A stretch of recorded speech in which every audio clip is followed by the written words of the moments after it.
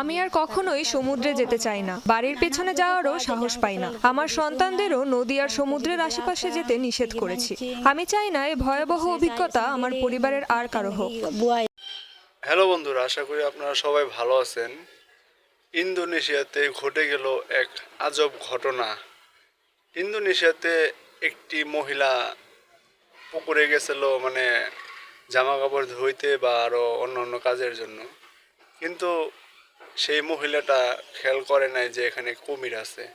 দেখেন, এই যমুনা টিভি এই নিউজটা করছে ইন্দোনেশিয়ার মহিলাকে কুমিরের পেটে ঢুকে গেছিল মাথা বাদ দিয়ে। দেখেন কিভাবে তার স্বামী তাকে টেনে বের করলো।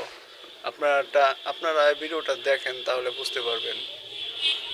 কুমিরের সাথে লড়াই করে অলৌকিকভাবে বেঁচে ফেরা। 7 মাস আগে প্রাণে বেঁচে ফিরেছিলেন ইন্দোনেশিয়ার এক নারী। দীর্ঘ চিকিৎসার পর সুস্থ হয়ে জানালেন লোমহর্ষক সেই স্মৃতি। লোকালয়ে চলে আসা বিশাল আকৃতির একটি কুমিরের অতর্কিত আক্রমণের শিকার হয়েছিলেন মুনিপা। মাথা বাদে পুরো শরীরেই চলে গিয়েছিল কুমিরের পেটে। প্রাণপণ লড়াই করে তাকে উদ্ধার করেন তার স্বামী।